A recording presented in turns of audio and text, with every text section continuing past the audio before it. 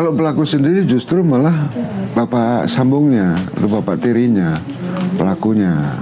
Bapak sambung yang di Tangerang. Yang di Tangerang. Ya, si Alek namanya. Dari semenjak hilang itu ya akhirnya terungkap, ya itulah dari 6 Maret itu. Kejadian 6 Maret itu, bahkan 6 Maret itu dia masih ngantar saya laporan ke Polsek segala macam, masih ngantar-ngantar. Itu si Alek itu? Iya, ngantar saya, terus pulang, masih kesini juga. Tanggal 7-nya pun siang juga masih kemari nyari, bahwa kan dia nyebarin foto ke lampu-lampu merah itu di sepanjang jalan gitu, sampai ke Bogor segala itu dia tempel foto Alvaro itu. Kalau siapa yang menemukan ini anak ini, supaya menghubungi nomor telepon yang ada, yang tertera gitu. Jadi yang bersangkutan dititipkan di ruangan konseling. Kami luruskan kepada rekan-rekan media. Tersangka mengakhiri hidupnya dengan cara gantung diri di ruangan konseling. Kenapa di ruangan konseling? Karena status yang bersangkutan sudah tersangka. Besok pagi akan dilakukan pemeriksaan medis. Apakah tersangka ini memiliki penyakit bawaan ataupun penyakit menular, sehingga belum bisa dijadikan satu dengan tahanan lainnya.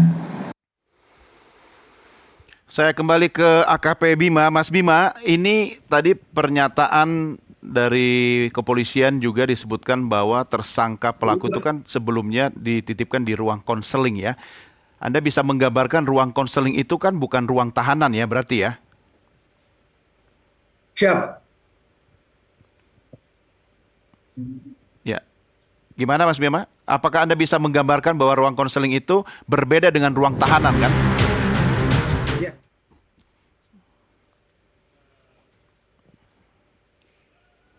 Mas Bima? Ya. Ya, bisa mendengar suara dari studio? Ya, bisa. Ya. Suara masuk? Oke, siap. Bagaimana Anda menggambarkan bahwa tersangka itu kemudian berada di ruang konseling yang bukan di ruang tahanan? Artinya ruang konseling itu kan memang ruang yang berbeda dari ruang tahanan, ruangnya lebih nyaman, begitu ya Mas ya? Ya, betul. Ya.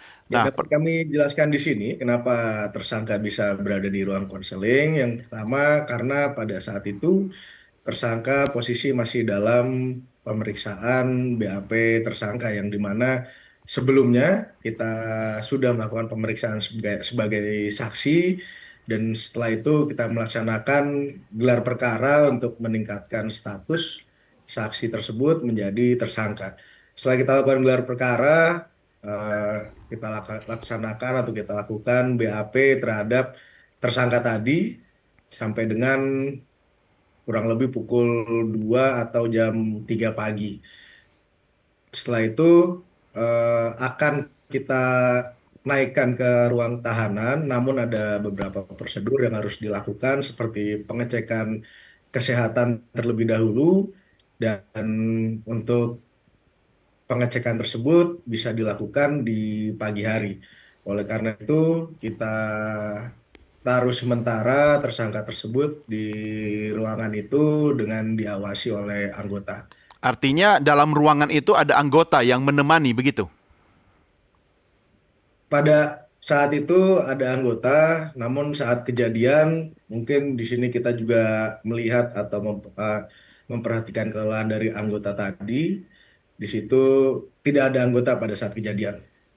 Dari ada anggota yang menemani, kemudian sampai kejadian tersangka itu kehilangan nyawanya, ada rentang waktu berapa menit atau berapa jam? Ya, itu sekitar ada waktu 3 jam di pagi hari pada saat Lama kita ya. cek di kejadian tersebut. Ya, artinya memang dibolehkan, Mas Bima, anggota meninggalkan tersangka selama dalam waktu 3 jam selama itu? Ya, untuk diperbolehkan atau tidak, di sini juga masih dilakukan pemeriksaan dari Propam Polda Metro Jaya. Ya, ini kan tersangka meninggalnya bunuh diri, begitu ya? Betul. Bagaimana cara tersangka kemudian itu bunuh diri? Dengan menggunakan alat apa, dalam posisi seperti apa, bisa Anda gambarkan? Ya, dapat kami gambarkan sedikit. Di sini tersangka menggunakan celana panjang miliknya yang digantungkan atau dikaitkan di tralis jendela dan di situ dililitkan di lehernya. Demikian. Jadi di ruang konseling ini jendelanya ada tralisnya begitu ya? Ya, betul. Jadi dia menggunakan celananya sendiri. Saya boleh tahu nggak tinggi badan tersangka ini apakah kira-kira berapa sentimeter gitu? Sekitar 160 sampai 165 cm. Ini jendela tralis yang di atas itu atau di tengah? Di tengah, tapi memang agak besar jendelanya. Oh, oke, oke. Saya belum pernah mendapatkan gambaran rinci terkait kemudian tersangka ini meninggal dunia. Apakah Anda bisa mengonfirmasi bahwa memang tersangka ini bunuh diri atau ada kejadian lain yang membuat dia kehilangan nyawanya? Dari hasil pengecekan di CCTV, di sini dapat kita lihat bahwa yang bersangkutan berada di ruangan itu sendiri dan setelah kita lakukan pengecekan kembali ternyata sudah terjadi kejadian tersebut yang bersangkutan tersangka mengakhiri hidupnya dengan cara gantung diri di tralis tadi seperti yang kami gambarkan. Artinya ada rekaman CCTV-nya ya? Ya, di luar. Di luar ruang konseling maksudnya atau di mana? Di luar ruang konseling. Tapi bisa menjangkau ke dalam ruang konseling begitu? Itu di ruangan yang berbeda. Bagaimana kemudian Anda bisa mengatakan bahwa dari rekaman CCTV itu terlihat bahwa tersangka melakukan aksi bunuh diri? Itu ada saksi kunci yang melihat yang memang pada saat itu berada di ruangan itu juga, yang berada di luar pada saat dia ingin mengecek dari keadaan tersangka bahwa didapati di situ tersangka sudah menggantung atau mengakhiri dirinya di tralis tersebut. Ya, Mas Bima, saksi kunci yang Anda maksud adalah anggota kepolisian atau non kepolisian? Dari non kepolisian. Apa tugasnya di situ?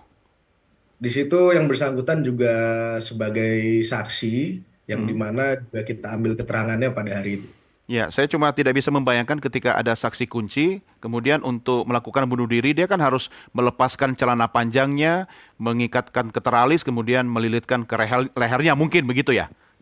Siap. Artinya butuh waktu ya, yang tidak singkat begitu ya? Ya. Oke, satu lagi pertanyaan saya, dari kemudian tersangka itu bunuh diri sampai kemudian awal dia ditahan itu, awalnya kapan ya tanggal penahanan tersangka Alex ini? Untuk tanggal penahanan Alex akan kita laksanakan di hari Minggu.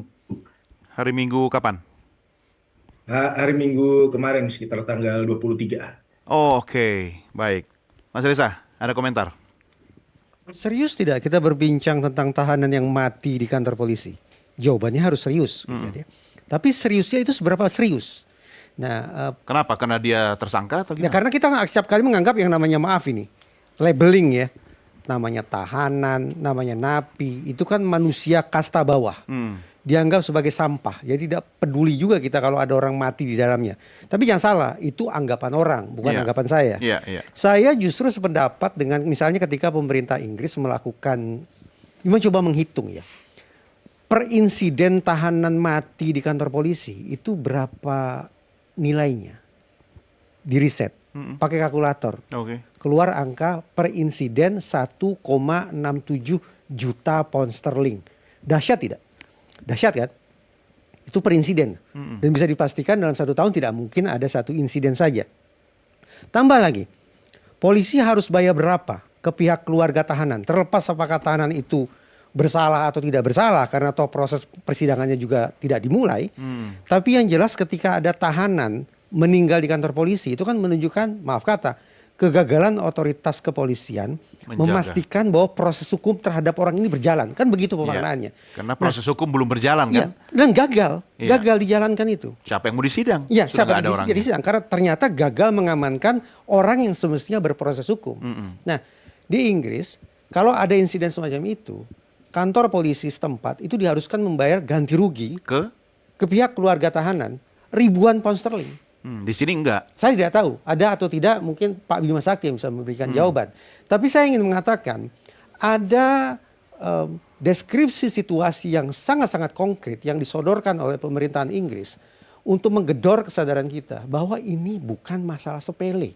Kita tidak bicara tentang manusia sampah. Kita bicara tentang manusia yang semestinya harus bertanggung jawab secara pidana dan itu harus terselenggara sampai tuntas. Yeah. Sayangnya tidak terlaksana. Nah, pada situasi yang tragis macam itu, ternyata negara memilih sikap rendah hati dengan apa? Tadi saya katakan, memilih sikap rendah hati dengan memberikan ganti rugi kepada pihak keluarga tahanan. Jadi maaf ini, dalam perbincangan di Merah Putih ini, tiba-tiba sekarang kita bergeser. Dari yang semula kita berbincang tentang satu orang anak yang menjadi korban kejahatan, Ya. sadar tidak sadar, sekarang kita sedang bicara tentang korban kedua. Ya. Bukan korban kejahatan, tapi korban penanganan proses penegakan hukum yang ternyata tidak begitu proper. Itu menurut saya. Yang kebetulan adalah tersangka. Saya tidak tahu statusnya sudah tersangka atau belum. Tapi paling tidak saat itu dia tampaknya sudah berada pada posisi sebagai tahanan. Begitu. Iya, Nah, iya. kalau memang kita punya kesungguhan menyikapi para tahanan, para napi sebagai sebutannya indah, warga binaan begitu ya, maka sudah barang tentu kita harus bisa mengeluarkan angka konkret tentang berapa kerugian yang harus kita tanggung akibat adanya insiden tahanan meninggal di kantor penegakan hukum. Atau mungkin kalau hitung-hitungan kerugian lebih, saya mungkin tidak tepat istilah ini, lebih untung kalau tidak sampai ke proses persidangan. Kesannya begitu. Ya. Apalagi ketika masyarakat kadung skeptis terhadap apa boleh buat ya terhadap rezim penegakan hukum kita, mungkin ada orang yang mengatakan, biarlah orang itu selesaikan sendiri masalahnya dalam ruang tahanan, begitu Iya, kan? iya. Tetapi tentu di dalam ruang diskusi publik semacam ini, kita tidak boleh punya pemikiran barbar seperti itu kan? Iya, iya, Kita, ya, makanya kita harus tetap memakai cara pandang yang Betul. beradab bahwa walau bagaimanapun tahanan ini adalah orang yang semestinya harus tetap Iya. dimintai pertanggungjawabannya secara pidana. Ya, karena nanti hakim lah yang akan menentukan nasibnya kan. Tepat. Dan itu dia belum sampai ke meja hakim gitu kan. Sama sekali belum sampai ke sana. Oke, Pak Jasrah, kalau bicara tentang aturan main regulasi, ya kita tidak ingin fenomena gunung es itu akan menjadi gunung-gunung es yang makin tinggi gitu kan. Anda melihat apakah sudah kuat atau